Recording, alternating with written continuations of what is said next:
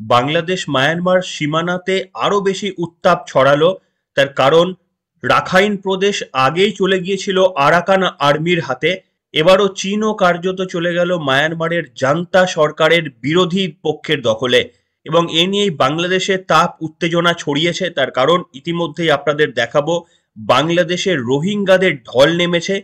ঠিক তেমনি আবার চীন অত্যন্ত গুরুত্বপূর্ণ ভারতের জন্য।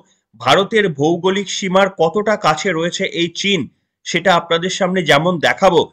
এছাড়াও আপনারা বিভিন্ন খবর পেয়েছেন, যেমন হচ্ছে এস জয়শঙ্কর, তিনি উড়ে গিয়েছেন জো বাইডেনের পরবর্তী প্রশাসক হিসাবে।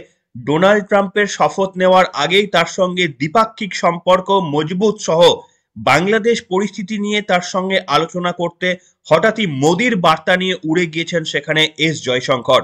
শুধু তাই নয়, বাংলাদেশের তরফ থেকে পরিষ্কারভাবে জানিয়ে দেওয়া হয়েছে, ভারতের কাছে আরো একবার আবেদন জানানো হয়েছে যে শেখ হাসিনাকে প্রত্যাপর্ণ চুক্তি অনুসারে ভারতকে ফিরিয়ে দিতে হবে বাংলাদেশের হাতে। এবং ভারতও সেই চিঠির প্রাপ্তি স্বীকার করে নিলেও এখনো পর্যন্ত মুখে কুলুপ এঁটে রয়েছে। ভারত পরবর্তীতে কি সিদ্ধান্ত নেবে সেটার জন্য এই মুহূর্তে বাংলাদেশ অপেক্ষা করছে। তারা পরিষ্কারভাবে এর পরের স্ট্যান্ড জানিয়ে দেবে তাদের কি করণীয়। ভারতের উত্তর পাওয়ার অপেক্ষায় তারা রয়েছে। কিন্তু সব থেকে গুরুত্বপূর্ণ যেটি বিষয়, সেটা হচ্ছে মায়ানমার বাংলাদেশের সীমান্তের আরো একটি প্রদেশ, চীন প্রদেশ, সেটা চলে গেল কিন্তু আরাকান বাহিনীর হাতে। তাই বাংলাদেশের আরো পরিস্থিতি জটিল হলো। একদিকে আমেরিকার তরফ থেকে সরাসরি মোহাম্মদ ইউনূসের কাছে ফোন গিয়েছে এটা বলে যে আপনাদের দেশে গণতন্ত্র ব্যাহত হচ্ছে। এ নিয়ে ইউনূস প্রশাসনকে সতর্ক করে দিয়েছে আমেরিকা। তার মধ্যেই এস জয়শঙ্করের বিদেশ যাত্রা, আমেরিকা যাত্রা, ডোনাল্ড ট্রাম্পের সঙ্গে সাক্ষাৎ, এবং ঠিক তার একদিন আগে শোনা যাচ্ছে রাখাইনের পর চীন প্রদেশে চলে গেল জান্তা বাহিনী বিদ্রোহী গোষ্ঠীর হাতে। তা নিয়ে উত্তেজনার চরমে। এই তথ্যই আজকে আপনাদের সামনে দেব। নমস্কার, welcome to simple as ABC. আপনাদের সকলকে স্বাগত জানিয়ে অত্যন্ত গুরুত্বপূর্ণ একটি পর্ব আপনাদের সামনে রাখছি। বাংলাদেশ সীমান্তবর্তী রাখাইনের পর এবার চীন প্রদেশের দখল নিল মায়ানমারের বিদ্রোহীরা। এখানে চীন বলতে আপনারা চীন দেশের কথা ভাববেন না। মায়ানমারের একটি প্রদেশ, একটি রাজ্য হচ্ছে চীন, ছয় হস্যই দন্তন্য। সেই চীনকেও কিন্তু দখল করে নিল বিদ্রোহী গোষ্ঠী। এবং সব থেকে বড় কথা কি জানেন, যে এই অংশে মায়ানমারের এই চীন প্রদেশে কুকি জনগোষ্ঠীরা থাকে। তারা সেখানে কুকি চীন নামে পরিচিত। ফলে নতুন করে বাংলাদেশের উদ্বেগ বেড়ে গিয়েছে দ্বিগুণ। আপনারা বলতে পারেন যে কুকি চীন এই প্রদেশটা বাংলাদেশের যতটা কাছাকাছি, ভারতের মণিপুরেরও অতটাই কাছাকাছি।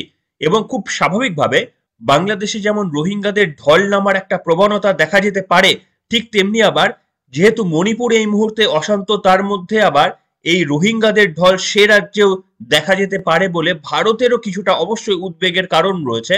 তা সত্ত্বেও বাংলাদেশের উদ্বেগটা এই কারণেই বেশি, সেটা আপনাদের সামনে বলছি। যে এই যে কুকি চীন যে প্রদেশে থাকতো, সেই কুকি চীনেরও সমর্থন ছিল কিন্তু জান্তা বাহিনীর বিপরীতে। আরাকান আর্মির সাথে তাদেরও কিন্তু সহযোগিতা ছিল।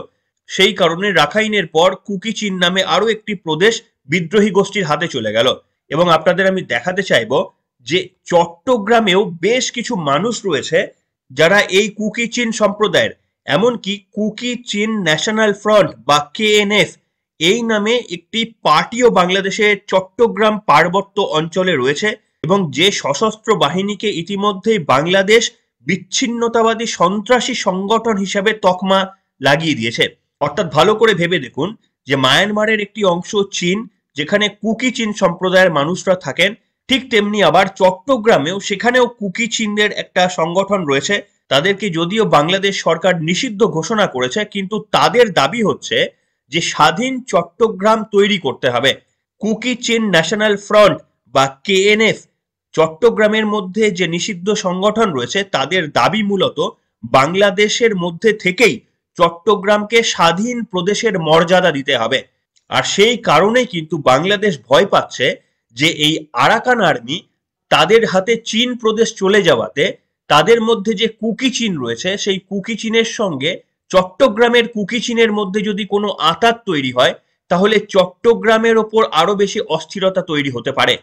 আপনাদের আমি একটু ছোট করে ইতিহাসটা বলতে চাইবো যে 2021 সালের ফেব্রুয়ারি মাসে মায়ানমারে যে সরকার ছিল, তাদের দলের নাম ছিল ন্যাশনাল লিগ ফর ডেমোক্রেসি।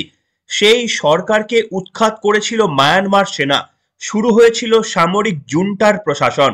তার 2.5 বছরের মাথায়, অর্থাৎ জুন্টা প্রশাসন যবে ক্ষমতায় এসেছে মায়ানমারে, তার 2.5 বছরের মাথায় 2023 সালের নভেম্বর থেকে সেদেশে 3টি বিদ্রোহী গোষ্ঠী, তাং ন্যাশনাল লিবারেশন আর্মি বা TNLA, আরাকান আর্মি বা AA এবং Myanmar national Democratic alliance army বা MNDAA, এই 3টি গোষ্ঠীর নয়া জোট তৈরি হয়, যার নাম দেওয়া হয় থ্রি ব্রাদারহুড অ্যালায়েন্স।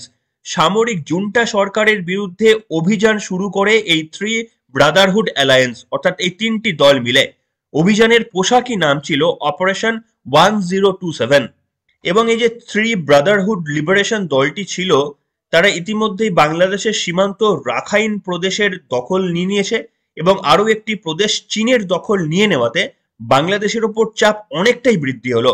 কেন বৃদ্ধি হলো, আরো একটা কারণ আপনাদের সামনে দেখাচ্ছি। দেখতেই পাচ্ছেন খবরটি যে এই লাস্ট 2 মাসে 60,000 রোহিঙ্গা তারা মায়ানমার থেকে বাংলাদেশের চট্টগ্রামে ঢুকে পড়েছে ইতিমধ্যেই। অর্থাৎ মোহাম্মদ ইউনূসের প্রশাসনের আসার পর এবং আরাকান আর্মির এই অভ্যুত্থানের পর ইতিমধ্যে 60,000 নতুন করে রোহিঙ্গারা তাদের ঢল নেমেছে বাংলাদেশে এবং বাংলাদেশ প্রশাসন এর সত্যতা স্বীকারও করে নিয়েছে। আপনারা জানেন হয়তো যে আরাকান আর্মি অভ্যুত্থানের আগেই 8 লক্ষ মায়ানমারের রোহিঙ্গারা তারা ইতিমধ্যেই বাংলাদেশের চট্টগ্রাম হয়ে বিভিন্ন প্রদেশে ছড়িয়ে পড়েছে এবং মায়ানমারের জুন্টা সরকারের সঙ্গে শেখ হাসিনার একটা চুক্তি হয়েছিল যে মায়ানমার আস্তে আস্তে বাংলাদেশের সমস্ত অনুপ্রবেশকারী রোহিঙ্গাদের তারা সরিয়ে নিয়ে গিয়ে নিজেদের দেশেই জায়গা দেবে। কিন্তু যেহেতু আরাকান আর্মি কার্যত একের পর এক প্রদেশ দখল নিচ্ছে, কাজেই এই যে একটা সমঝোতা হয়েছিল বাংলাদেশের সঙ্গে মায়ানমারের, সেই সমঝোতা অনুযায়ী বাংলাদেশকে কোনো রোহিঙ্গা এই মুহূর্তে প্রত্যাবর্তনের যে চুক্তি সেটা কার্যত আর পসিবল না বলে সকলেই মনে করছে। পসিবল তো নয়ই, বরঞ্চ নতুন করে আরো বেশি করে রোহিঙ্গারা ঢুকছে। আপনাদের দেখালাম ইতিমধ্যেই লাস্ট 2 মাসে 60,000 রোহিঙ্গা বাংলাদেশে প্রবেশ করেছে। আপনারা জানেন যে বাংলাদেশের মানুষ নিজেরা খেতে পাচ্ছে না। মোহাম্মদ ইউনূস, মৌলবাদী ইউনূস, এমনিতেই তিনি তার পদক্ষেপে ভারত বিদ্বেষী সমস্ত রকমের কাজ কারবার শুরু করে দিয়েছেন, কিন্তু চালের জন্য, ভাতের জন্য ভারতের ওপরই নির্ভরশীল তাকে হতে হচ্ছে।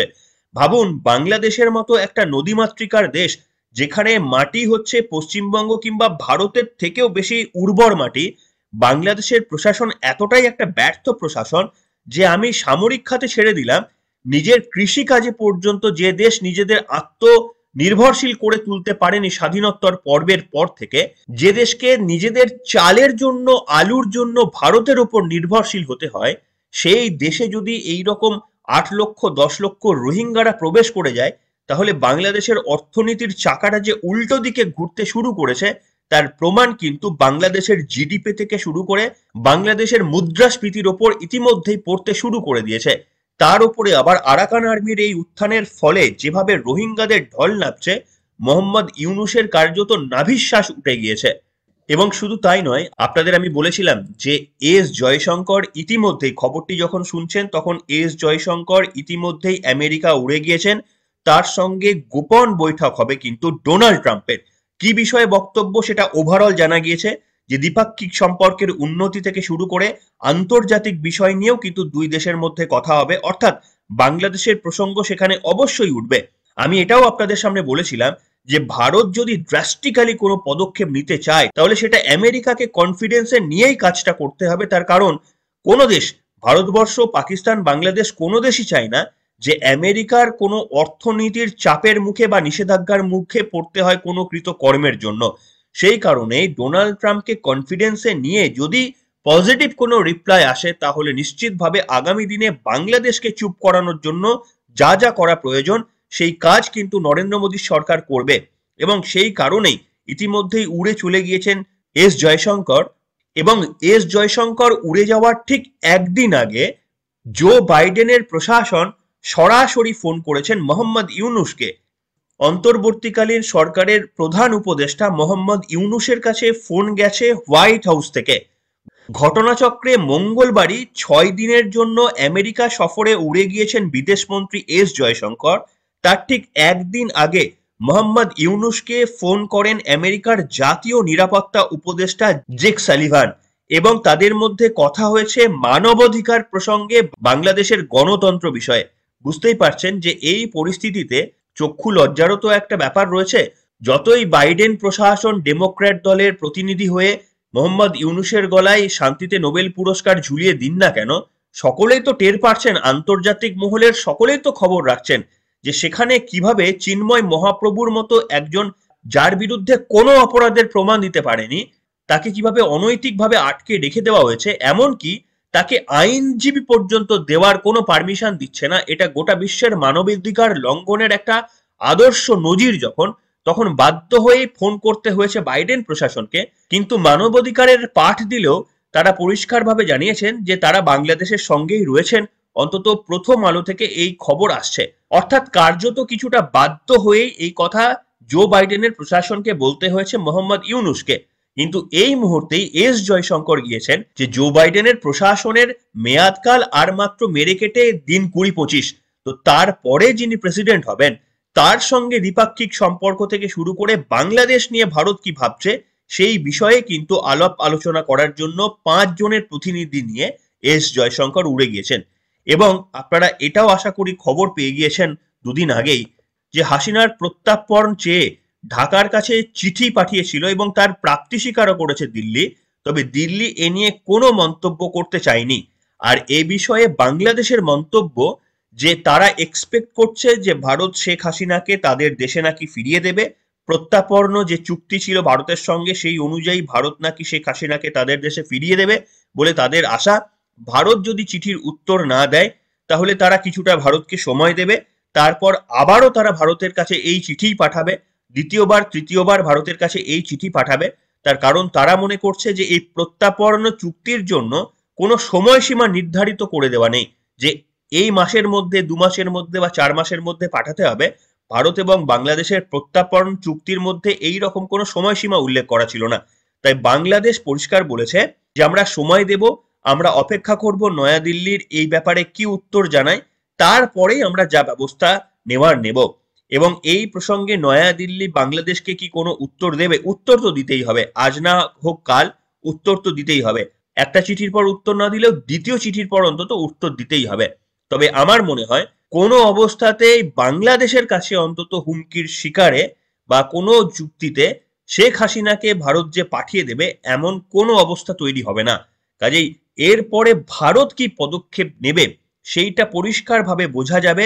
সেটা ডিপেন্ড করবে এস জয়শঙ্করের সঙ্গে ডোনাল্ড ট্রাম্পের বৈঠক কতটা ফলপ্রসূ হলো, ভারত যা যা ভাবার চেষ্টা করছে, যে উপায়ে বাংলাদেশকে ঠান্ডা করার চেষ্টা করছে সেই উপায়গুলো ডোনাল্ড ট্রাম্পের কনফিডেন্সে এলো কিনা, ডোনাল্ড ট্রাম্পের সম্মতি পাওয়া গেল কিনা, এই সমস্ত বিষয়ের উপর নির্ভর করেই কিন্তু যা ঘটবে আগামী 20 জানুয়ারির পর ভারত যদি কোনো পদক্ষেপ নিতে চায় তারপরেই ভারত সেই পদক্ষেপ নেবে। এবং আশা করা যায় যে এর মধ্যেই মায়ানমারে যে একের পর এক প্রদেশ দখল হয়ে যাচ্ছে, এটা যে শুধুমাত্রই বাংলাদেশের ওপর উদ্বেগজনক এমনটা নয়। এই যে আপনাদের বললাম চীন প্রদেশটা, সেটাও কিন্তু বাংলাদেশের মণিপুর লাগোয়া। কাজেই মণিপুর এমনিতেই অশান্ত, তার মধ্যে এই চীন প্রদেশ আরাকানের আর্মির হাতে চলে যাওয়াতে ভারতে যাতে কোনো রকমের অনুপ্রবেশ না ঘটে সেদিকেও কিন্তু বর্ডার সিকিউরিটি গার্ডকে অবশ্যই লক্ষ্য রাখতে হবে।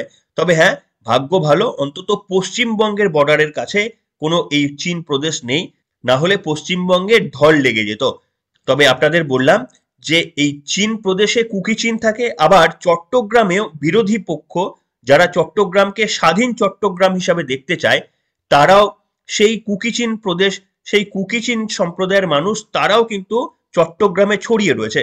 তাই এই ঘটনার পর স্বাভাবিকভাবে বাংলাদেশের উত্তাপ এবং উত্তেজনা আরো বেশ কিছুটা বেড়ে গেল, রক্তচাপ মোহাম্মদ ইউনুসের আরো বেশ কিছুটা বেড়ে গেল। তার কারণ একের পর এক প্রদেশ দখল করে কার্যত এর পর সামরিক শক্তি যখন বৃদ্ধি পাবে আরাকান আর্মির হাতে, তখন যে তারা কক্সবাজারের দিকে হাত বাড়াবে না কিংবা সেন্ট মার্টিন দ্বীপকে নিজেদের বলে দাবি করবে না। অতীতে কিন্তু মায়ানমার সেন্ট মার্টিনকে নিজেদের বলে একবার দাবি করেছিল, তো এই সম্ভাবনা আরো একবার আরাকান আর্মি যে করবে না আগামী দিনে তেমন কোনো নিশ্চয়তা তো নেই। বরঞ্চ তারা টেকনাফ কিংবা সেন্ট মার্টিন এই দ্বীপগুলোর দিকে হাত যে কোনো সময় বাড়াতে পারে। এটা প্রমাণ পাওয়া যাচ্ছে যে যেভাবে সাম্রাজ্য বিস্তার করছে এই বিদ্রোহী সেনা গোষ্ঠী, তারা কোথায় গিয়ে থামবে? বাংলাদেশের জলপথের আগে নাফ নদীতে গিয়ে থামবে, নাকি তারা নাফ নদী অতিক্রম করে বাংলাদেশের টেকনাফ এবং সেন্ট মার্টিন, প্রয়োজন হলে চট্টগ্রামে পর্যন্ত তারা ঢুকে পড়বে? এ নিয়েই বাংলাদেশের গভীর চিন্তায় তারা রয়েছে। তাই ভারতকে সামলানোর আগে তাদের এই মুহূর্তে মায়ানমারের কি পরিস্থিতি, তার ওপরেই বোধহয় সব থেকে বেশি চিন্তা কিন্তু মোহাম্মদ ইউনূসের। যাই হোক, কি বলবেন বন্ধুরা? আজকে পর্ব এখানে শেষ করলাম। আপনাদের মূল্যবান মন্তব্য অবশ্যই লিখে জানাবেন আজকের এই পর্বে।